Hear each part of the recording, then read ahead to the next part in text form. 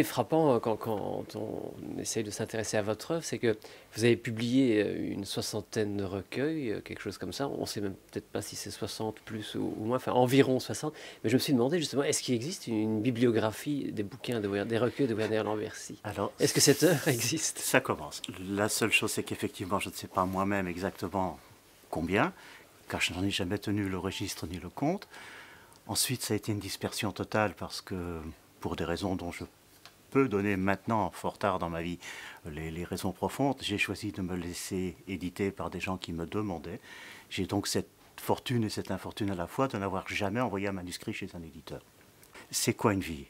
Enfin, ma vie se résume à ma bibliographie. En tout cas, c'est ainsi que je l'entends. Donc, ce qu'on n'a pas besoin de savoir ce qui m'est arrivé, il m'est arrivé beaucoup de choses, il est surtout nécessaire de lire dans les livres ce qui m'est arrivé. Et je ne le raconte pas de façon personnelle, simplement c'est à déduire, à sortir de là. Hein, mais quand vous écrivez tous les jours à 4 h du matin jusqu'à 7-8 h du matin, si vous avez la chance de faire un poème, pas toujours, mettons que ça fait 200 poèmes par an, vous en jetez au moins la moitié à la poubelle. Et encore un bon tiers après aux épreuves en disant ça tient pas la route tout ça. Et donc il vous reste 60 poèmes par an, donc ça fait un livre par an. C'est comme ça qu'on arrive à 62 ans avec 40 livres derrière soi. Mais ça ne fait pas beaucoup. Simplement, c'est écrit tout le temps. C'est donc le même poème qui continue tout le temps. C'est le poème de ma vie. C'est moi qui essaye. Bon, j'ai commencé à écrire comment? D'une manière banale, comme tout le monde, quand la chasse aux filles a commencé, c'est-à-dire quand la puberté est apparue et qu'il a fallu se débrouiller pour attraper un peu d'amour. Et qu'est-ce que j'ai fait? J'ai commencé par recopier Musset et Hugo en me disant les bonnes phrases, ça va marcher. Ça marche évidemment pas du tout.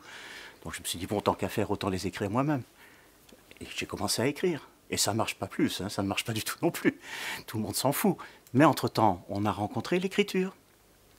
Et si l'écriture a une qualité, je ne dis pas une fonction, mais si le poème a une qualité, c'est d'être un miroir impitoyable. Il vous renvoie à vous-même, il te renvoie à toi-même. Et c'est là que ça te bâtit. Donc la seule façon, ma colonne vertébrale, ma façon de vivre, c'est le poème qui me construit, qui me bâtit. Je n'ai que ça. Au départ, vous avez fait allusion à la question du père en parlant d'éditeur, mais je crois que votre propre origine n'est pas pour rien dans l'écriture. Bon, c'est vrai. Vous en avez beaucoup parlé, votre naissance à Anvers, un père collaborateur, une mère juive, et puis une enfance sous le signe du mensonge, c'est un peu ça. Constant. Et donc, alors là, vous devez dire, mais qu'est-ce que c'est que la vérité? Est-ce que le poème surgit de là? Oui, tout à fait. Avec l'impression aussi, et ça c'est la deuxième chose, c'est dans cette même période de jeunesse, quand on se fonde, quand on est en train de se chercher, l'impression que chaque fois que j'essayais de dire quelque chose, moi, le retour était catastrophique. Je ne me sentais pas compris du tout. Ça, c'est classique. Mais en fait, ça m'a donné le goût du poème, mais plus que le goût, la saveur du poème, en me disant, mais chaque fois que je parle, j'augmente le mystère du monde. Mais c'est ça qui est intéressant.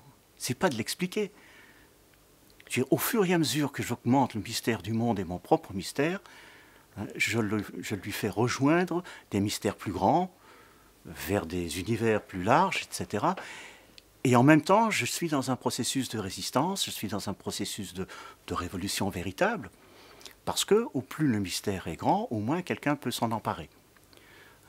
La parole poétique est une parole qui est toujours subversive, quoi qu'on fasse, parce que personne ne peut prendre le pouvoir de cette parole-là. Pas même l'auteur. Si on me demande d'expliquer un texte, je dirais la façon universitaire, je refuse, c'est une stupidité. Si vous cassez un œuf, vous n'avez plus un œuf, vous avez un œuf au plat, vous avez une omelette, c'est autre chose. Donc moi, ça ne m'intéresse pas du tout. Donc je suis dans un moment, chaque fois que j'écris, que je considère comme forcément subversif, forcément, je dirais, contrariant pour les pouvoirs, les idées globalisantes, totalitaires, dictatoriales, tout ce qu'on veut. Je veux dire, quelque chose leur échappera toujours. Et c'est dans le poème qu'on le voit. La troisième chose, puisque c'est quelque chose qui m'a fondé, j'estime que nous sommes tous nés, le premier peuple qui a pris conscience de lui, il l'a pris par la voie d'un poème. Les peuples ont toujours d'abord un poème. Que ce soit le Gilgamesh, que ce soit le Popol Vuh des Incas, que ce soit le livre des morts tibétains ou celui des Égyptiens, que ce soit la Bible ou le Coran. Quand un peuple prend conscience de lui, quand il se prend en charge, qu'il coupe les couilles à ses dieux, et qu'il veut savoir qui il est, et du coup le tripatouillage commence aussi, parce que Dieu sait si c'est... Mais ces textes deviennent anonymes. sont fondateurs et anonymes. Je dirais pour moi, le grand espoir, c'est qu'un jour, un de mes textes soit parfaitement anonyme, mais soit parfaitement celui... Moi, je fais des textes d'accompagnement. C'est sinistre. Hein, c'est comme on accompagne les agonisants. Hein, je fais des textes d'accompagnement. Nous sommes tous des agonisants. Nous sommes tous des futurs morts.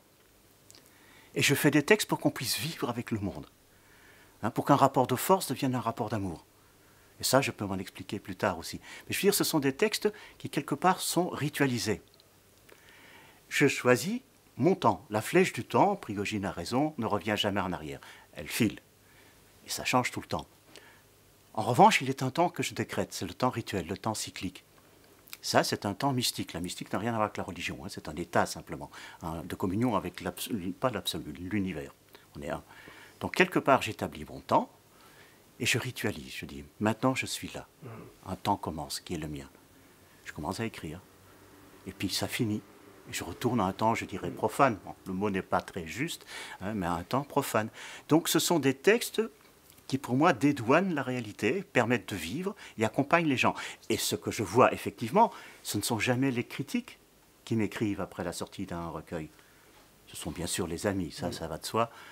Mais c'est surtout, et alors de manière tout à fait inattendue, quand je m'en réfère à mes compagnons d'écriture, hein, ce sont surtout des gens qui disent « j'ai lu ça au mariage de ma fille, j'ai lu ça au baptême de mon fils, j'ai lu ça sur la tombe de mon père », en prenant de la manière la plus variée, tout à fait inattendue pour moi. Je ne sais pas à quoi ça sert, mais ce sont des textes d'accompagnement. Ils vont avec les gens. Le premier recueil qui vous a vraiment fait connaître, je crois, en tout cas dans le milieu littéraire, c'est Maître et Maison de thé. Tout à fait. Et en fait, c'est là qu'on s'est dit, tiens, il y a là un style Lambercy, il y a une marque Lambercy. Et moi, je la vois de deux manières. Il y a d'abord le rapport à l'Orient qui vous a toujours marqué. Bon, vous avez voyagé en Inde. J'ai eu cette chance. Oui, d'abord, on va aborder cette question-là du rapport à l'orientalité qu'on retrouve forcément dans Maître et Maison de thé. Vous pouvez en parler un peu? Ah, certainement. Alors, bon, d'une part, il est, et je ne rate jamais l'occasion de le faire, il est nécessaire de mettre au point que je ne suis pas un orientaliste, que je n'ai pas chaussé les charentaises des intellectuels zen ou autres, bien que j'adore tout ça, hein, mais c'est pas mon terrain. À la limite, ça ne m'intéresse pas du tout. Alors, j'ai effectivement lu abondamment, mais j'ai surtout été là-bas, je me suis senti chez moi, et puis j'ai vu qu'on faisait l'usage d'une chose qui m'est très proche, un usage, comment dire, positif, de quelque chose qui chez nous était très négatif, et moi je vivais dans ce négatif. C'est-à-dire que j'ai été élevé dans un milieu judéo-chrétien, comme nous tous, où le néant, le vide, l'absence, le manque, tout ça est très péjoratif. Le néant est très... c'est pas possible.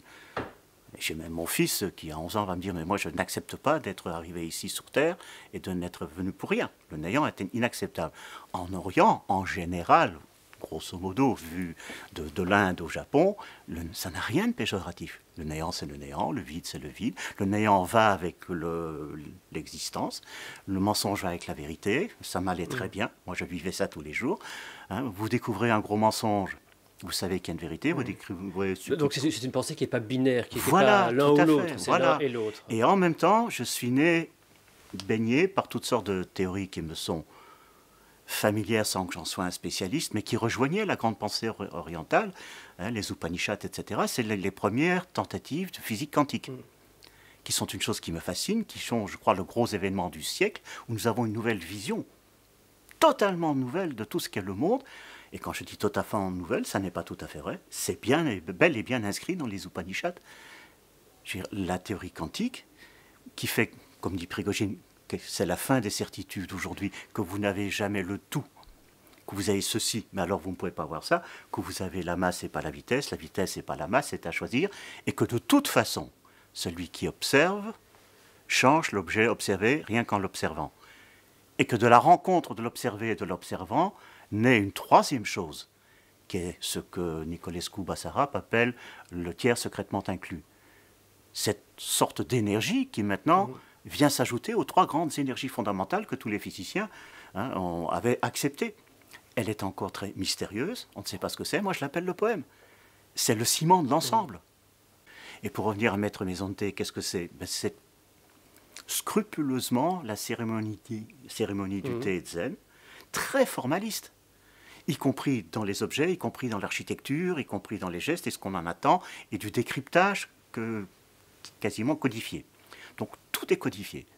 Et en même temps, je sais que j'aurais pu passer 50 ans dans un dojo zen, jamais je n'aurais écrit un haïku de ma vie.